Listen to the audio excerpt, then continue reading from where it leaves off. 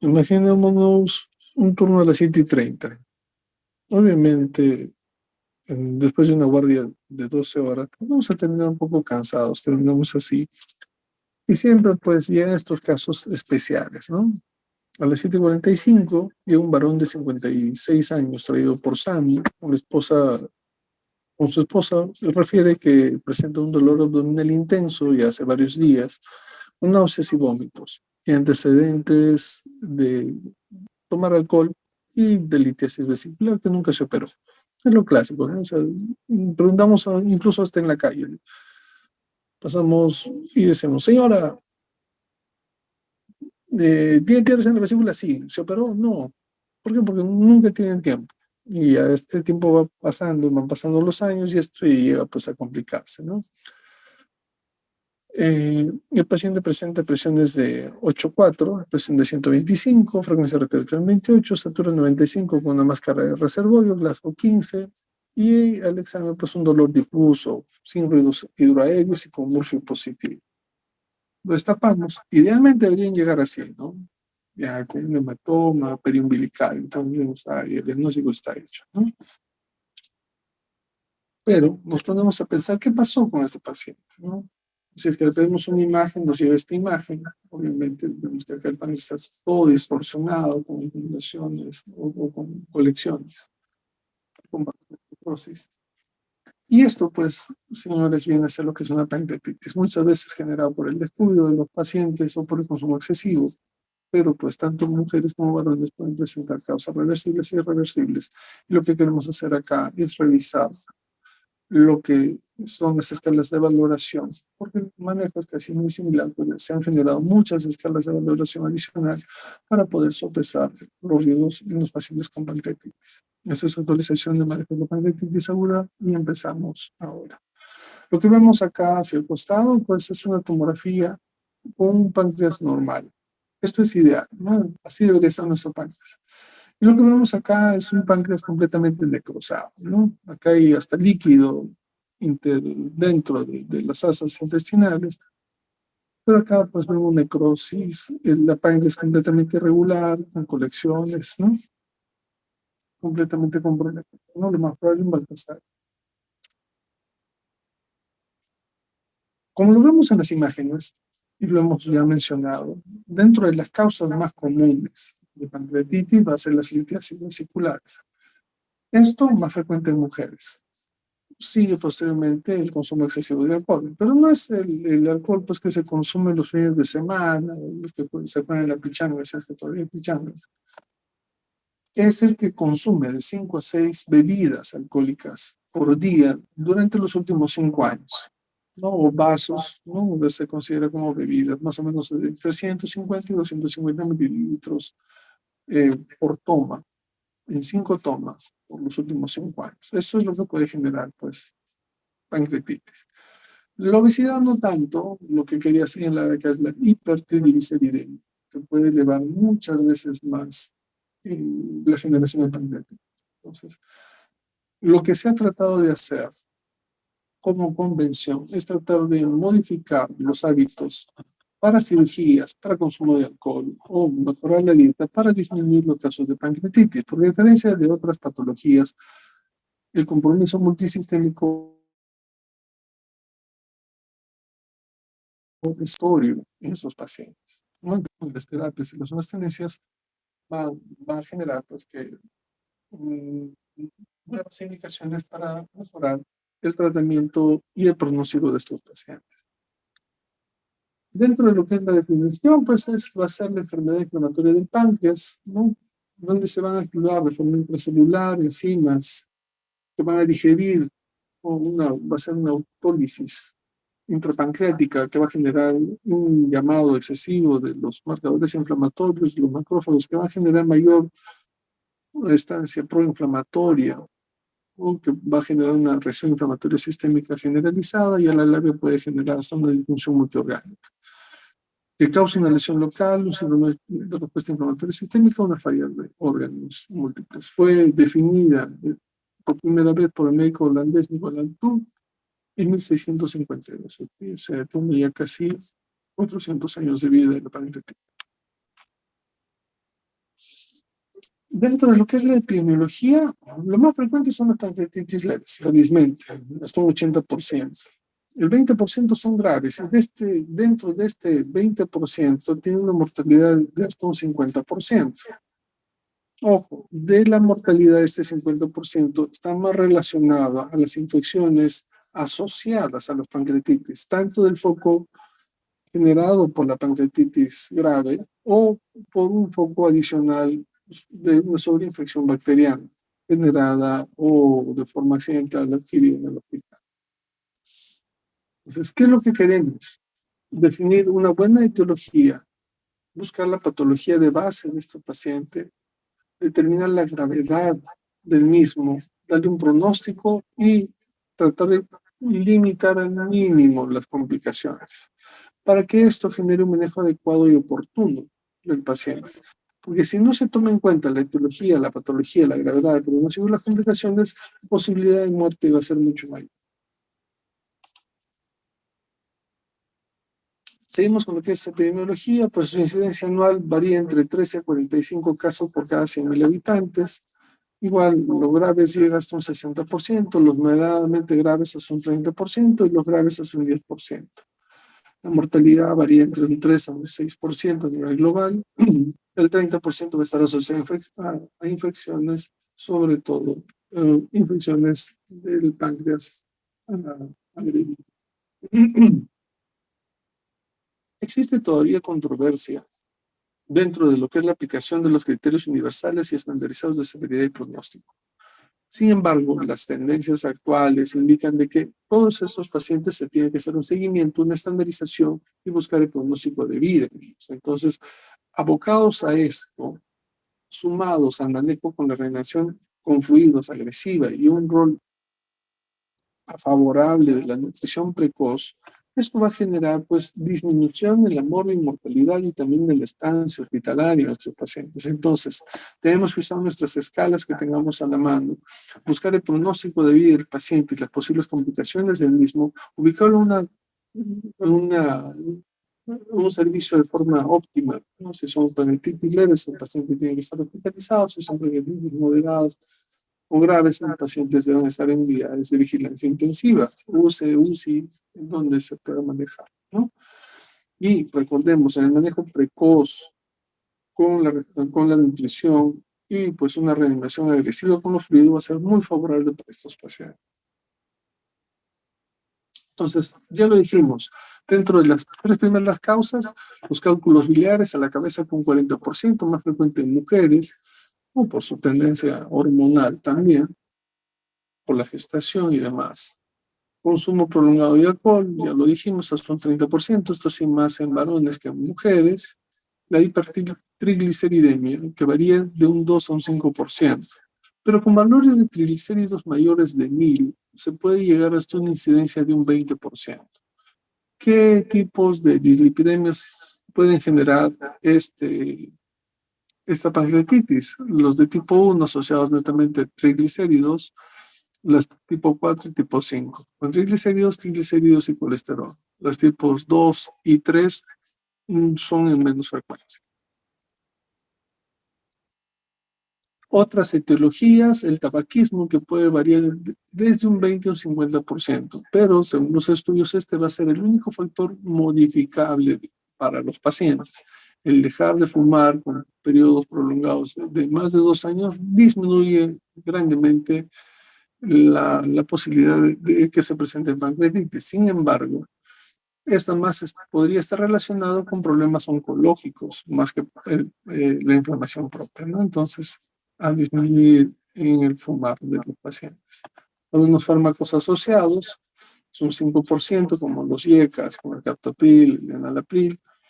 Otros fármacos, acetropina, didandosina, estrógenos, furosemida, pentamidina, sulfonamidas, tetraciclinas, ácido valproico y demás, pueden generar también pancreatitis. La CEPRE misma también podría generarla, enfermedades autoinmunes, traumodulina penetrante, infecciones. ¿Qué infecciones? Por citomegalovirus, por las parotiditis, Epstein-Barr, Ascaris y Tenias. La obesidad asociada a la diabetes aumenta el riesgo de 2 a 3 veces, y por cirrosis más o menos aumenta la mortalidad hasta 2 veces. Mutaciones y polimorfismos que pueden codificar tripsinógeno catiónico, serina proteasa inhibidor de la calzal tipo 1, quimiotripsina tipo C, receptor sensible al calcio y el claudin 2 que estaría asociado también a lo que es el consumo excesivo de alcohol. Idiopáticas dependiendo de la edad de los antecedentes propios del paciente. En lo que es la fisiopatología tenemos 3 fases: la fase intracelular, intracinal, pancreática y la falla orgánica y disfunción multiorgánica. Entonces, empecemos acá. Una obstrucción del conducto o una lesión de las células acinares son mucho más pequeños los defectos del transporte intracelular. Esto podría ser una lesión metabólica, el consumo excesivo de alcohol o una obstrucción de los conductos que genera la salida de proenzimas hacia el compartimento lisosómico, activación intracelular de enzimas y a la larga lesión de las células acinares. En lo que es las lesiones en las células acinares, tanto por alcohol, por fármacos, por trauma, por isquemia, por virus, liberan las proenzimas intracelulares e hidrolasas lisosómicas que generan la activación de enzimas intracelulares o extracelulares y a la larga también lesiones en las células acinares. Y hacia la parte final, la obstrucción del conducto por colelitiasis, obstrucción de la ampolla, alcoholismo crónico y concreciones ductales, va a generar un edema intersticial que va a alterar el flujo sanguíneo y pues al disminuir este flujo sanguíneo genera la isquemia. Esto también va a conllevar a una lesión de las células acinares que va a activar enzimas proteolíticas que va a generar edema e inflamación intersticial, proteólisis por las proteasas, esteatonecrosis, polipasas y fosfolipasas y hemorragias por elastasas. Todo eso va a conllevar a una pancreatitis aguda. Entonces, hacia acá tenemos la parte intracelular, intracinal, pancreática y a la larga esta pancreatitis aguda genera una respuesta inflamatoria sistémica tan fuerte, tan marcada, va a generar pues falla multiorgánica, si es que no se corrige disfunción multiorgánica y a la larga muerte del paciente. Entonces, el diagnóstico se necesita 2 o más de los siguientes requisitos: dolor abdominal característico, que va a ser pues tipo banda, ¿no? A la altura del mesogastro epigastrio, con elevación de amilasa y lipasa por 3 veces, cualquiera de los dos, y la imagen de abdomen, puede ser ecografía, tomografía o resonancia, donde se confirme la pancreatitis. El dolor abdominal superior izquierdo periumbilical o epigástrico tiene que estar presente. El signo de Cullen, como lo vemos acá, la necrosis periumbilical, signo de Gray-Turner, la necrosis lateral, en ambos flancos en los antecedentes. Ojo, estos no se presentan en los primeros días, estos se presentan más o menos a partir del 5º, 7º día y pueden presentarse hasta el 14º o 21º día. Esto está asociado a los recesos que presenta el ligamento redondo, ¿no? Hacia el ombligo, y esto pues por el flujo, por la necrosis generada y que la sangre discurre hacia los flancos, y a la larga pues va a generar los hematomas laterales, ¿no? Todos estas manifestaciones son de pancreatitis necrohemorrágica graves.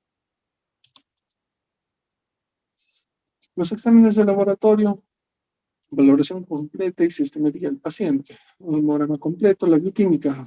Hay que verificar todas las funciones porque estos pacientes hay que hacerles monitoreos continuos. La parte renal, la parte hepática, el perfil lipídico, si es que se tuviera, y la lipasa, a la cabeza lipasa que nos confirma, la deshidrogenasa láctica, los electrolitos, incluso urinálisis, PCR, gases arteriales, y si es que tuvieran, se podría hacer el dosaje de interleuquina 6 y 8. Pero la elevación de la amilasa y lipasa no son netamente propias de la pancreatitis. Las otras causas de elevación de la amilasa sérica son múltiples, de procesos abdominales y no abdominales. Entonces, como lo vemos acá, pseudoquiste pancreático, absceso, cáncer, litiasis, trauma, posterior aceplia, hepatitis, cirrosis, colecistitis, obstrucciones intestinales, isquemia intestinal, cáncer de ovario y colon, salpingitis, endometritis, peritonitis. Y fuera del abdomen, lesiones en las glándulas salivales, insuficiencia renal, infecciones por HIV, cetoacidosis diabética, quemaduras de macroamilacemias, neumonías, irradiación, alcoholismo sin síntomas abdominales, fármacos opiáceos. Son múltiples las causas de la elevación de la amilasa sérica. Y también hay otras causas de la elevación de la lipasa, tanto abdominal como no abdominal. Dentro de los abdominales, cáncer, litiasis, afecciones de las vías biliares, ruptura de un aneurisma, disección de la aorta, nefrolitiasis, obstrucción intestinal, peritonitis.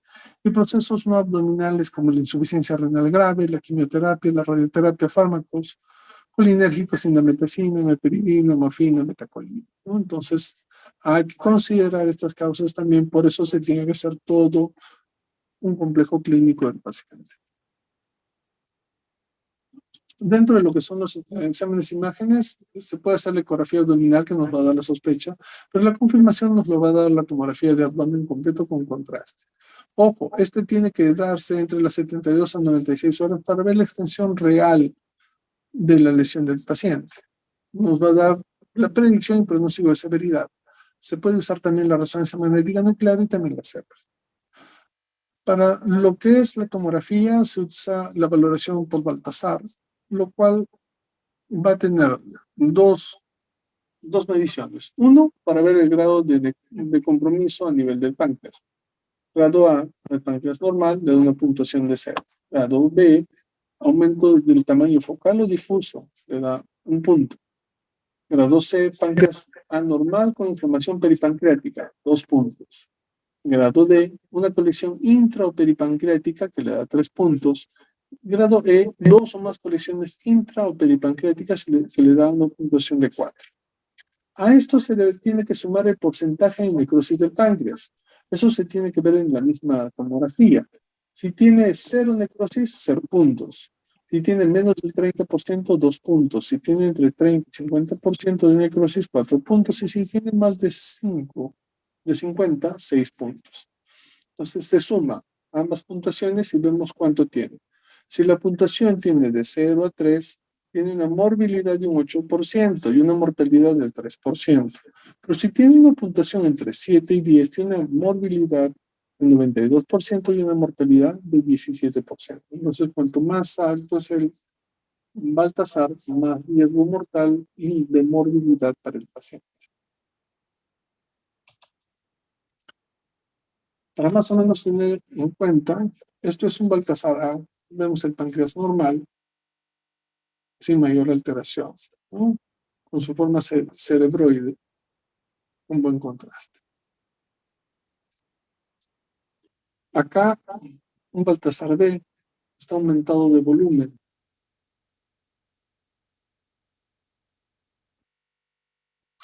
Baltasar C, confección de la grasa peripancreática, no está tan aumentado porque me parece que es una imagen evolutiva, pero ya hay un compromiso de la grasa peripancreática.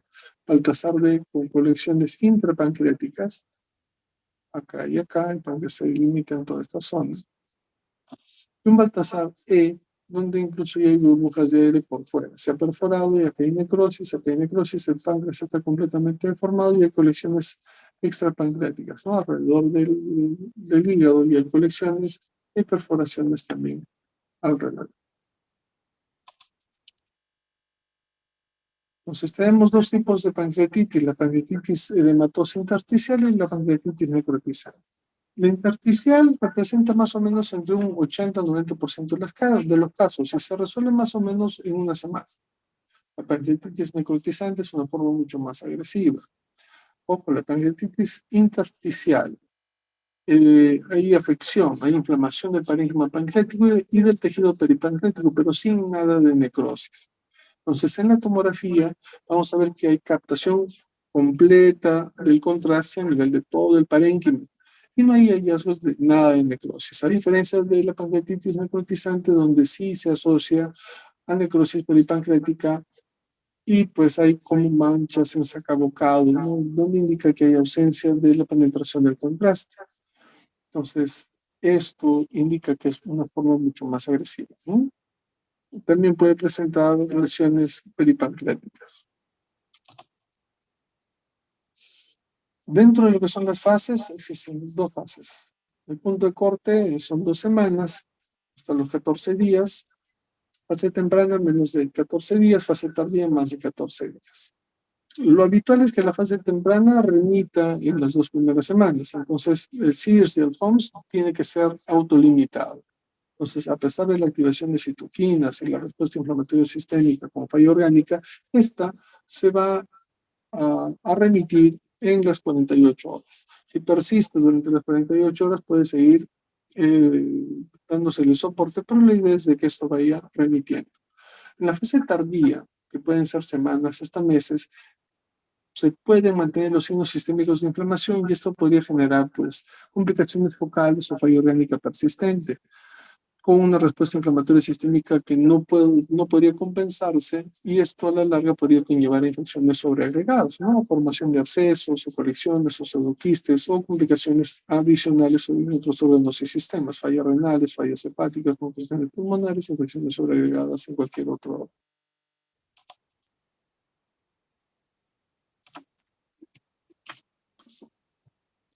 Bueno, para los criterios de severidad, pues hay que tener en cuenta 3 puntos. Identificar los pacientes potencialmente graves que requieran tratamiento agresivo al momento del ingreso. Identificar a los pacientes que ameriten referirse para la atención especializada. Si es un hospital nivel 1, nivel 2, tienen que ser referidos. Si es una apendicitis que ustedes ya lo sospechen que es una apendicitis grave, tiene que ser referido a una unidad de vigilancia intensiva, ¿no? Con mayor capacidad resolutiva. Y estratificar a los pacientes ante la presencia de falla orgánica persistente y con complicaciones. Entonces, dentro de lo que son los grados de severidad, la Convención de Atlanta lo ha dividido en pancreatitis leve, moderadamente grave y pancreatitis grave. Dentro de lo que es la pancreatitis leve, la ausencia de falla orgánica y complicaciones focales o sistémicas que se resuelven en una semana, no requiere exámenes de imágenes habitualmente y pues su mortalidad rara.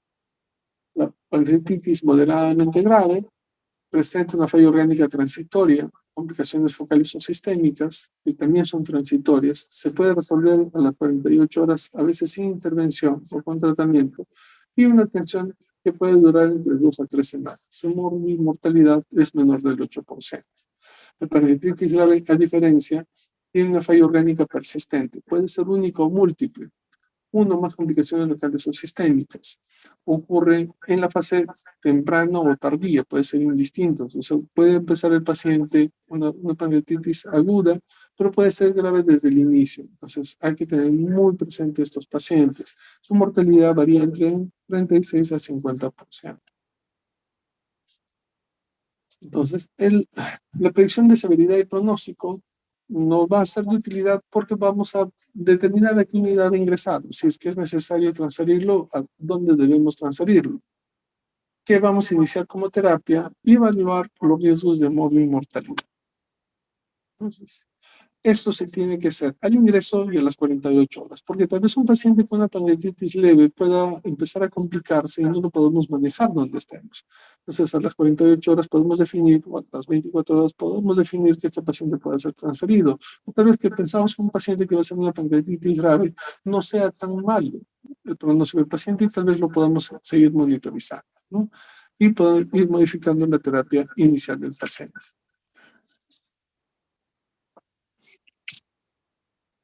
Entonces, dentro de lo que son los parámetros clínicos, aumentan las complicaciones y muertes, los pacientes mayores de 60 años, los pacientes con obesidad, con índices de masa corporal mayores de 30 y con antecedentes de alcoholismo. Los antecedentes, sobre todo, pues pacientes oncológicos, pacientes diabéticos o con alguna inmunosupresión, también son de mayor complicación y muerte.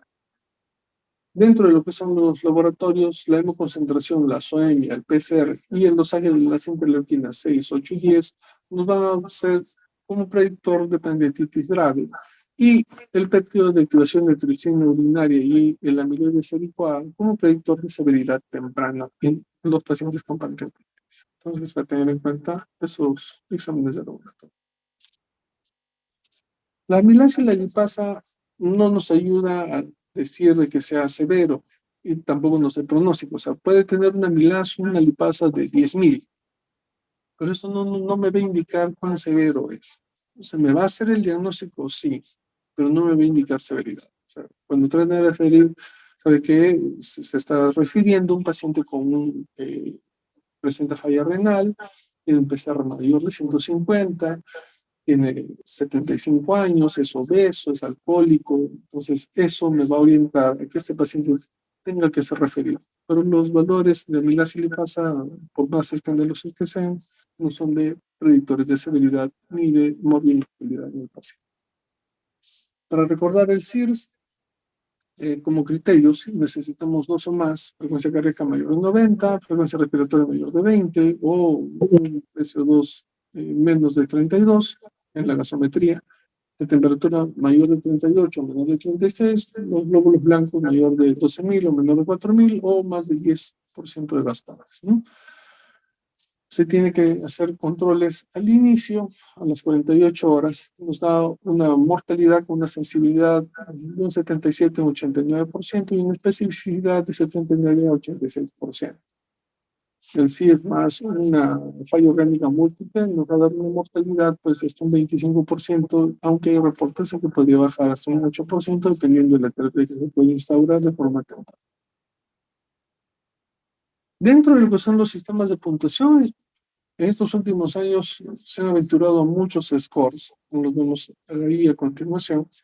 Los criterios de Ramsay, el Apache 2, el Apache O, criterios de Glasgow modificado INRE, el Valley Score, el PAN-C3 Score, el VISAP, el FAPS, el POP y otros determinan Basel System, índice de seguridad por TAC, la clasificación de Atlanta y el EPI. Entonces, estos los vamos a revisar ahora. Ya conocen los criterios de Ramsay, son bastante antiguos, todavía se pueden usar dependiendo del laboratorio que tengan. Tienen una sensibilidad baja, ¿no? 80%, se tiene que hacer controles al ingreso y a las 48 horas. Son 11 criterios, son 5 al ingreso y 6 a las 48 horas, y pues más de 3 puntos nos da una pancreatitis grave, ¿no? El Apache tiene una mayor sensibilidad, llega hasta un 95%, y esto se puede hacer diario. Tiene 12 criterios de evaluación y mayor riesgo de muerte pasado los 8 puntos. Y pues aquí hablamos algo del Apache, donde ya se agrega el factor de obesidad, ¿no? En estos pacientes. Entonces, esto se puede hacer a la cama del paciente, ¿no? Porque vemos que se mide la temperatura, la presión arterial media, frecuencia cardíaca, frecuencia respiratoria, la gasometría que se podría hacer en unidades críticas diario, ¿no? Para ver su FiO2, cuánto es su PAFI, el pH, el sodio, el potasio y pues su laboratorio de control, ¿no? Para ver cómo está la creatinina, el hematocrito y los leucocitos. En la escala de coma de Glasgow, eso se puede hacer a pie de cama, la valoración por la edad y pues el antecedente de enfermedad crónica, eso va haciéndose de forma habitual. El Apache O es solamente agregar al Apache habitual, al Apache 2, cuánto de índice de masa corporal tiene. Si tiene entre 26 y 30, se le agrega un punto, y si tiene mayor de 30 de índice de masa corporal, se le agrega 2 puntos a la valoración. Entonces, con esto vamos a tener, tal vez un poco más abocado el Apache, dirigido ya a lo que es pancreatitis, ¿no? El Apache. Los criterios de Glasgow modificado, INRE, una sensibilidad de un 80%, también es bastante bajo, y es también bastante antigua la clasificación. Se tiene que hacer antes de las 48 horas, y me indica una pancreatitis grave cuando tiene más de 3 puntos, ¿no? Valora los leucocitos, la glucosa, la urea, el calcio, la presión parcial de oxígeno, el TGO, el DHL y la hipoalbuminemia. El Valley Score tiene 4 criterios. Valley es parte del acrónimo, ¿no? Para ver la urea en sangre, tiene que ser mayor de 25 miligramos por litro, la edad mayor de 65 años, el nivel de lactato de deshidrogenasa que tiene que ser mayor de 300 y el nivel de interleuquina 6 que tiene que ser mayor de 300. Entonces se tiene que tomar el ingreso y a las 48 horas, 3 puntos nos indica una mortalidad mayor de 25% y 4 puntos una mortalidad mayor de 50%. Valley Score. PAN-C3 Score, el hematocrito tiene que ser mayor de 44, índice de masa corporal mayor de 30 y una efusión pleural, la radiografía simple de tórax presente.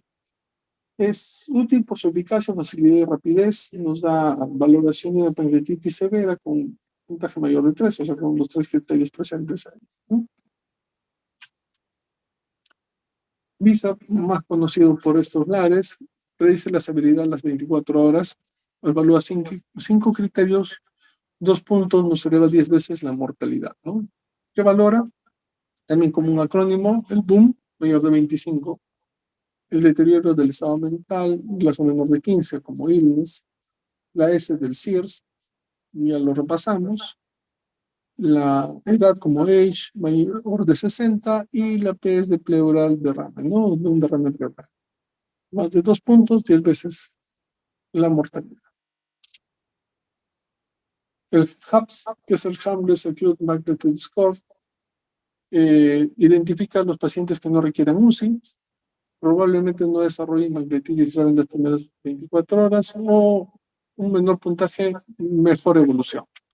Entonces, eh, evalúa pues, el monitoreo necesario en paciente, la creatinina mayor de 2 y el hematocrito en varones y en mujeres mayor de 43 o 39 respectivamente. El POP Score, el Pancreatitis Outcome Prediction, tiene una mayor sensibilidad que el Apache-2 y el Glasgow incluso. Puntuación de 0 a 40 puntos y a mayor puntuación, mayor mortalidad. Entonces, valora la edad, la tensión arterial media, el PAFI, el pH, la urea y el calcio, según los valores que están acá. Entonces, este podría reemplazar en tal caso, si es que no pudieran completar el Apache, podríamos estar dosando, pero recordemos que los laboratorios son muy pocos los que pueden dosar el calcio. Entonces, la edad, la tensión arterial se puede hacer de forma rutinaria, el PAPI y el pH con la gasometría, la urea también, pero el calcio podría ser el inconveniente, ¿no? Pero es mucho más sensible que la.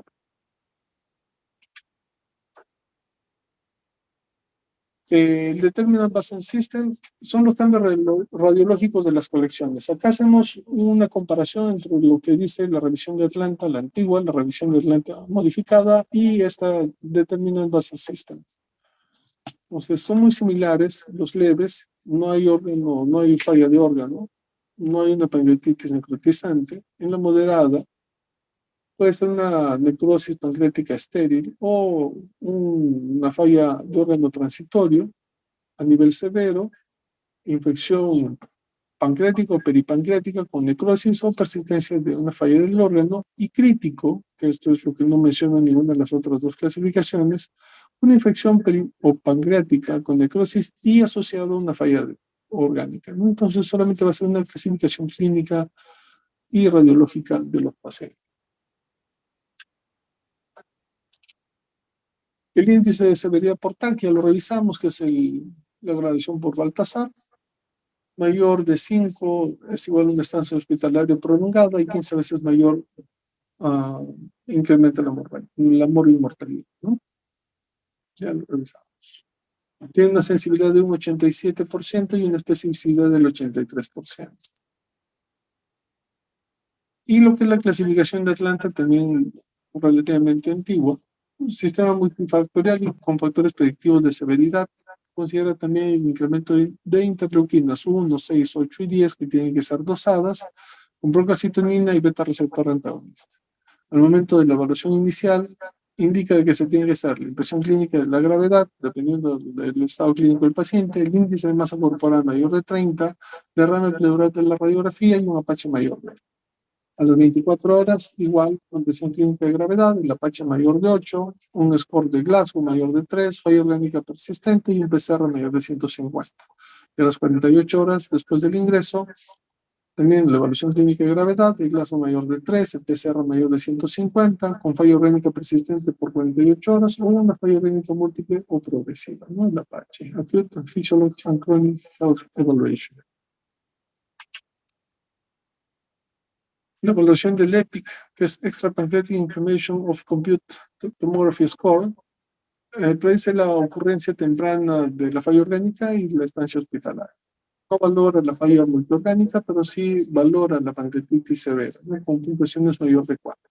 Evalúa la presencia o no de fusión pleural, la presencia o no de ascitis, de inflamación retroperitoneal y de inflamación mesentérica, por lo cual se requiere también una tomografía para poder evaluar a estos pacientes.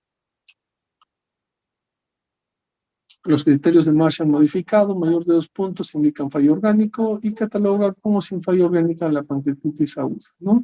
Muy similares a los del SOFA, valora el PAFI, la creatinina y la tensión arterial sistólica.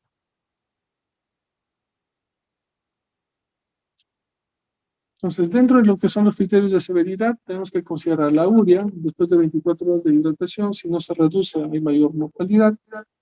El hematocrito mayor de 44 indica una asociación a necrosis pancreática. PCR tomado a las 72 horas va a estar relacionado a la severidad del paciente, como ya lo revisamos en los diferentes scores. La procalcitonina, una necrosis pancreática asociada a una infección, a las 72 horas debe ser evaluado. Amilasa y lipasa como diagnóstico y nunca como pronóstico, como ya lo dijimos anteriormente. Dentro de lo que es el tratamiento, debemos tener en cuenta el diagnóstico preciso. Ojo, el diagnóstico sí, la evaluación clínica, el diagnóstico por imágenes y la valoración laboratorial. El traje apropiado. Ojo, si un paciente ya viene con antecedente de pancreatitis y vuelve con un dolor abdominal, debemos estarlo ya dirigiendo para que sea hospitalizado. No lo vamos a mandar pues para que ponga un sintomático y a la larga va perdiendo tiempo el paciente, ¿no? Muchas veces lo mandamos al tópico de urgencias, lo mandamos a consulta, queremos saber qué, puede hacer una ampolla y vuelve después o busque una cita por consulta y eso puede demorar al paciente. Entonces siempre hay que valorar de forma adecuada a estos pacientes.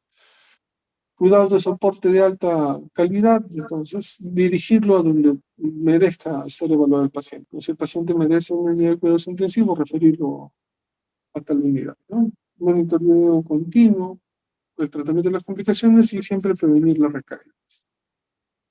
Como lo vemos acá, pancreatitis aguda, lo más frecuente es un 85% pancreatitis intersticial, que presenta fallas orgánicas transitorias, tiene una mortalidad menor del 2% y normalmente no tiene complicaciones y se resuelve.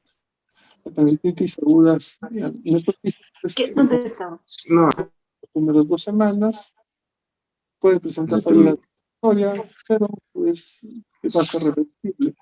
Una mortalidad. Pero me has activado el micrófono como para que yo hable. Puede llevar a complicaciones necrotizantes o pues encapsulaciones y pseudoquistes hasta un 70% y un 30% puede ser necrosis infectada con pancreatitis única y una mortalidad de un 30% que podría llevar a la muerte del paciente. Más o menos en la línea de tiempo, pues podríamos llegar hasta las 6 semanas de complicaciones posteriores de estos pacientes. Entonces, el tratamiento pues es multidisciplinario, no solamente es el médico, no solamente es el intensivista, el emergenciólogo, el internista, el gastroenterólogo, el nutricionista, interviene toda la gama de profesionales de la salud, ¿no? Enfermeros, especialistas, subespecialistas y pues todo el personal que pueda cuidar a estos pacientes, ¿no? O pues esencial el manejo del control del dolor. Habitualmente usamos opiáceos, evitamos la morfina, debido a que puede generar mayor espasmo en el interior y para el resto de opiáceos no habría ningún problema. Es necesaria la reanimación agresiva con fluidos en las primeras horas, tratando de reponer la volemia. Ahora, con la introducción de la ecografía, como nosotros lo vamos a revisar en alguna otra ponencia, pues monitoreo hemodinámico del paciente, monitorizando la colapsabilidad de la vena cava, pues va a ser esencial en estos pacientes para la reposición agresiva de fluidos. La nutrición precoz enteral, tratando de mejorar la nutrición y el inicio precoz de la nutrición de estos pacientes injuriados es esencial. Hay todavía una discreta controversia entre el uso de sondas nasogástricas y sondas nasoyeyunales, porque por ahí todavía hay algunas tendencias que están apoyando la sonda nasoyeyunal, pero las sondas nasogástricas ya se pueden empezar a usar sin ningún problema. El uso de antibióticos es controvertido, no se indica la cobertura antibiótica hasta que no se muestre un poco infeccioso, porque se podría generar pues sobreinfecciones bacterianas, superinfecciones bacterianas debido a la selección de gérmenes resistentes. Probióticos y prebióticos, esto relacionado sobre todo a la nutrición temprana y enteral. La medicina alternativa todavía está en estudios, inhibidores de la heparanasa que están empezando a tomar fuerza, pero todavía no hay ningún estudio que avale de forma sólida estos medicamentos. El tratamiento endoscópico tiene que ser la elección de estos pacientes debido a que se tiene que descomprimir la vía biliar lo antes posible. Otros, la heparina de bajo peso molecular, la simvastatina, el antifactor de necrosis tumoral alfa, la norepinefrina y la hemodiálisis todavía no han concretado ningún tratamiento adecuado para estos pacientes. Entonces todavía seguimos con lo mismo. Lo único que podría dar buenas víctores son los inhibidores de la heparanasa que se mantienen todavía en estudios y todavía no han sido descartados. Entonces, un esquema de manejo de la pancreatitis, diagnóstico y clasificación, la clínica, las enzimas, las imágenes, evitamos la tomografía temprano, los casos moderados y severos deben ser valorados en ingreso a UCI, tratamiento inicial, reanimación, según severidad y parámetros hemodinámicos del paciente, analgesia multimodal, acetaminofén, AINES, opiáceos en dosis mínimas, analgesia epidural, si no controlar, y descartamos las etiologías, biliar, medicamentos, triglicéridos. Dentro de lo que es el manejo, nutrición temprana integral, tromboprofilaxis, profilaxis de sangrado digestivo en casos seleccionados, evaluación por paciente, por evaluación por síndrome compartimental, o sea, hay que medir la presión intraabdominal, identificamos la disfunción multiorgánica de forma precoz, evaluamos las infecciones, hay que evitarlas y hay que evitar el tratamiento antibiótico en vano, manejo quirúrgico, la CEPRE antes, entre las sospechas de una colangitis, la laparotomía, ante la sospecha de perforación, sangrado del síndrome compartimental. Así no quiere el cirujano, va a tener que ingresar. La colecistectomía laparoscópica en internamiento debería ser lo adecuado, ¿no? Antes del alta, refieren idealmente. Las imágenes ante la sospecha de catástrofes abdominales, pacientes que no mejoran entre 5 a 7 días, la necrosis amuralladas o hay que drenarlas tardíamente luego de 6 semanas usando técnicas mínimamente invasivas, ¿no? El intervencionista ingresa y solamente hace el drenaje selectivo. Puede ser transdérmico si no intragástrico. Colecciones y pseudoquistes se observan entre 6 a 12 semanas. Normalmente se operan cuando superan los 6 centímetros y pueden estar infectados. Son técnicas mínimamente invasivas en todos los casos. Si es que se diagnostica la infección bacteriana, el tratamiento empírico con meropenem o ceftazidima más metronidazol sería la elección. Y el debilitamiento pancreático con necrosectomía más antibiótico terapia por 4 semanas también así lo demandaría. Un acrónimo para que se puedan acordar: la perfusión, de hidratación enérgica, monitoreo de la saturación, la analgesia con opiáceos, la nutrición temprana, prefieren las primeras 48 horas, todavía se puede usar sonda nasolinguinal, sonda nasogástrica, la clínica evolutiva, monitoreo del Apache, el PCR, se puede hacer monitoreos de la presión hemostática central antiguamente, o LIT actualmente, hay que monitorizar la presión intraabdominal, la función renal, buscando que no presente falla renal, y también un compromiso metabólico. En lo que son imágenes, la ecografía, para buscar la litiasis, la tomografía en las 72 horas desde el inicio del dolor, y pues la biopsia por aguja fina, dependiendo para el drenaje de necrosis o colecciones antes de la cirugía. La CEPRE dentro de las 48 horas, si es que fuera una colangitis o una pancreatitis grave, para desobstruir el colédoco. Los antibióticos solamente si es que hay sospecha. La cirugía, bueno, pues cuando hay una necrosis infectada y perforación intestinal, una hemorragia para una embolización alternativa. No es de indicación de emergencia, pero ya si es que presenta complicaciones, tiene que ser operado el paciente. El tratamiento quirúrgico, la pancreatitis biliares leves con cistectomía temprana a las 48 horas, igualmente van a presentar el mismo número de complicaciones, no se aumenta. Disminuye el riesgo de pancreatitis recurrente, y cuando son pancreatitis necrotizantes a las 6 semanas, inflamación y colecciones se estabilizan y disminuyen o desaparezcan. En algunos muy pocos casos pueden desaparecer. Las complicaciones pueden ser múltiples, desde locales hasta sistémicas, ¿no? De las locales, lo que nos llama atención son las colecciones agudas, con líquido peripancreático, pseudoquistes y necrosis, y las colecciones necróticas también, ¿no? Amuralladas, vasculares. Es un mecanismo de trabajo que por lo menos un compromiso multisistémico. una entrevista. Probablemente hay una entrevista y luego ya. La pancreatitis recurrente puede presentarse hasta un 30% de forma idiopática. Lo indicado es hacer una colecistectomía con CEPRE, que normalmente lo curan hasta un 80%, y en estos casos sí, el ácido uso de toxicólico ha demostrado eficacia ante la presencia de la rodilla. La prevención de las recaídas, una tasa de ingreso de un 20% dentro de los 30 primeros días, si es que no hay una buena orientación del paciente, puede generar dolores abdominales recurrentes, y pues los factores de riesgo de severidad, grados de necrosis, causas de antibiótico terapia van a ser los asociados a esta recurrencia de los síntomas de la pancreatitis, ¿no? Los factores modificables se tienen que ser muy remarcados en el momento del alta,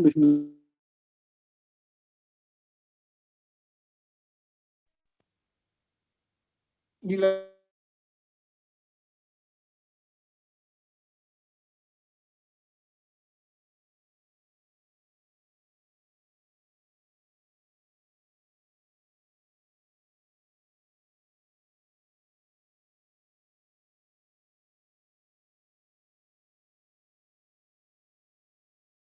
Doctor Andrei, ¿me escucha?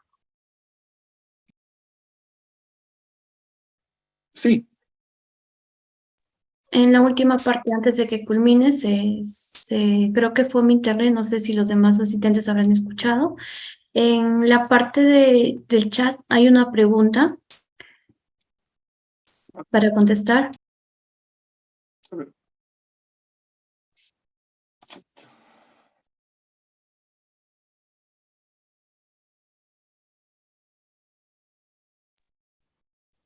¿Se lo leo, doctor?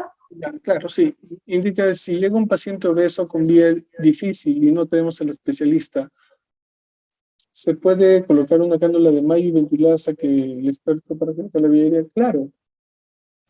Obviamente un paciente obeso va a ser una vía aérea difícil. Entonces, ya con este parámetro debe ser un experto, como dice, ¿no? El experto se le puede ir poniendo, si es que lo permite el paciente, lo puede ir preoxigenando con una máscara de reservorio si es el paciente está consciente, si es que no, se les va dando el apoyo con una bolsa de reanimación autoinflable, ¿no? Y con una cánula de mano. La gestación es predictiva de vía aérea, ¿por qué? Porque altera, primero porque la gestante sube de peso, y segundo porque la presión intraabdominal va a generar alteración y disminución del campo pulmonar. Entonces altera toda la anatomía, incluso cuando la paciente está echada. Disminuye el campo pulmonar y podría generar tracciones y retracciones a nivel de la tráquea, en la parte superior, aparte de subir de peso, ¿no?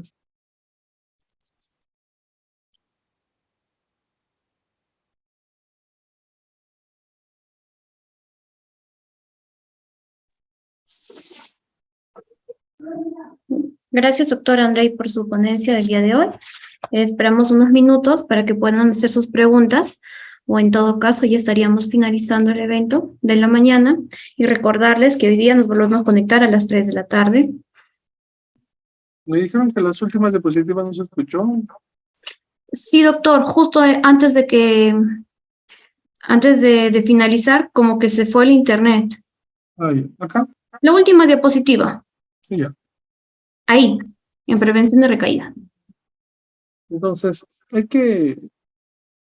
al momento que se le da el alta al paciente con pancreatitis aguda, sea moderada o leve, hay que orientarlo bien, porque estos pacientes pueden tener una tasa de reingreso de un 20% dentro de los primeros días. O sea, si dan de alta 10, 2 van a volver, porque los de pancreatitis severa se van a seguir quedando todavía. Entonces, esto puede generar al paciente dolores abdominales recurrentes, incluso incluyen dolores abdominales crónicos por pancreatitis crónica. Aquí es donde aparece el término de pancreatitis crónica. Entonces, porque son elevaciones crónicas de la amilasa lipasa con alteraciones radiográficas, tomográficas, ecográficas del páncreas. Entonces, hay que manejar bien estos factores de riesgo. Si este paciente tuvo alguna seña de un grado de severidad, a un grado de necrosis, ¿no? Menos del 30%, por eso se fue de alta. Si las causas fue, no sé, hipertrigliceridemia, el consumo de AINES, es hipertenso y toma los captopril o enalapril todos los días, o pues se le administró antibiótico terapia, pensando que era una colangitis, y el paciente se fue y puede volver con fiebre, porque es propio, o sea, tal vez nunca tuvo colangitis y la leucocitosis que evidenciamos pues solamente reactiva la inflamación que tenía, entonces se le hizo antibióticos, pero estos antibióticos barrieron la flora normal y solamente quedó una flora resistente. Por el momento que estuvo hospitalizado, pues se contagió, puede ser. Entonces, esto hay que tener muy en cuenta cuando se le da de alta a estos pacientes. Y los factores modificables. Si el paciente ingería alcohol o fumaba, tienes que cortarlos, porque estos pueden ser la causa de que vuelva a recaer. Y siempre direccionaría al paciente. O sea, la colecistectomía es lo ideal. Previa al alta, disminuye una tasa de reingreso hasta un 75%. Ahora, muchos cirujanos no van a querer operar, o tal vez la lista de espera de las cirugías para los pacientes con litiasis vesicular va a ser muy extensa. Entonces, direccionarlo, ¿no? Ya tal vez no, ya, señor, usted va a venir a su control, pero ya se va para cirugía. Modifique, por favor, no tome alcohol, no fume, evite las grasas, controle en cirugía. En salud tenemos ese problema, digamos, la demanda que tenemos actualmente de cirugía pues es abrumadora, peor todavía después de pandemia, que hace que la lista de espera sea mucho mayor, ¿no? Y esa pues hay más preguntas, ¿verdad?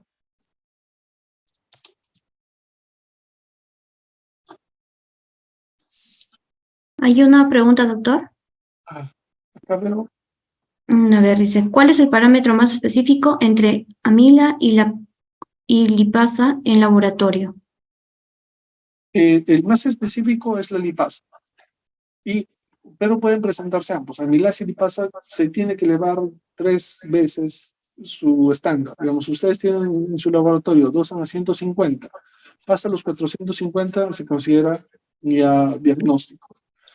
Pero si la amilasa se mantiene, póngase en 150, está en el valor límite, pero la lipasa llega a 600, esto me va a dar la mayor especificidad y sensibilidad a la lipasa.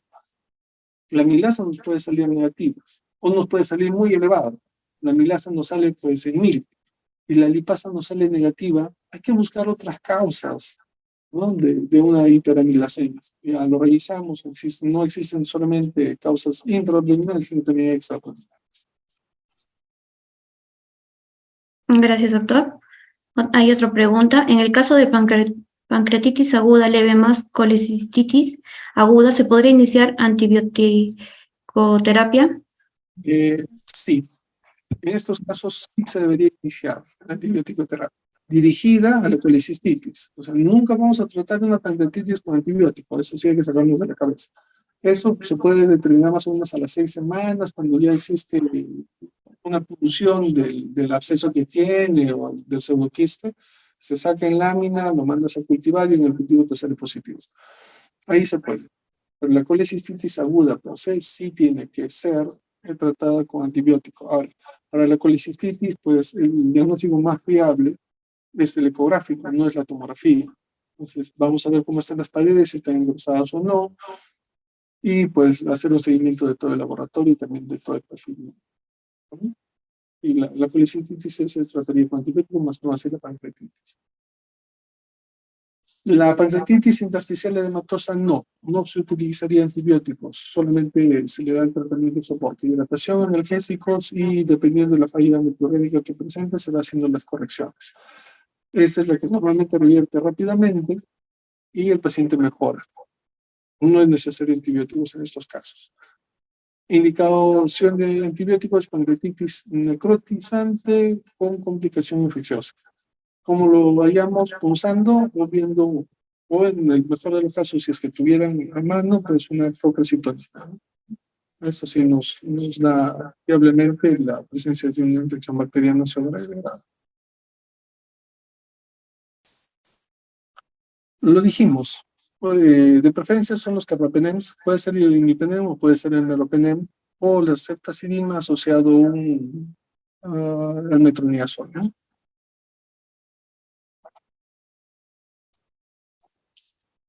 En el caso agudo y control, ¿cuál es el más específico? La amilasa o lipasa. Si es que ustedes disponen en el laboratorio de ambos o solamente de uno, van a hacer el requerimiento, pidan lipasa. es mucho más específico. Porque si la lipasa te sale negativo, este no es pancreatitis. Pero si la milasa te sale negativo, puede ser pancreatitis.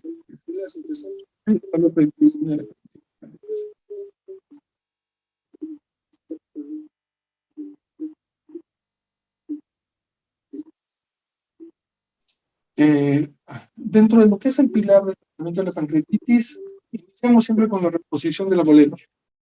Recordemos que estos pacientes hacen un secuestro del tercer espacio por toda esta cadena inflamatoria y alteración de la resistencia vascular periférica.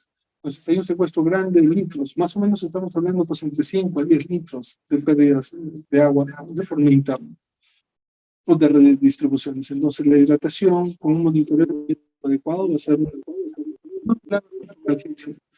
Y el tercero va a ser la dieta, el inicio precoz de la dieta, pero recordemos pasar las 48 horas en los casos leves. En casos moderados, debido al hilio dinámico que va a presentar el paciente, puede esto demorarse un poco más. En estos casos sí podría ser necesaria una sonda nacional o sino para interactuar. Revolver el catéter, pero el catéter se le va dando los metros. Sin embargo, los pilares es la deshidratación y analgesia en las primeras 48 horas. A raíz ya de la iniciación de la nutrición total en nuestros pacientes, puedo enterarlo para entender.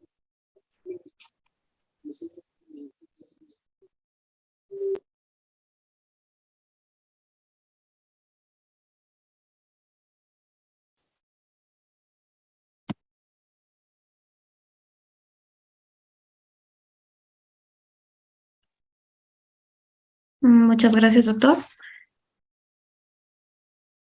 ¿Alguna pregunta más? Hay una pregunta. ¿Manejo fundamental es hidratación, analgesia o dieta? Ah, no, sí, ya la contesté. Así, ¿no? Perdón, perdón. Ya creo que son todas las preguntas.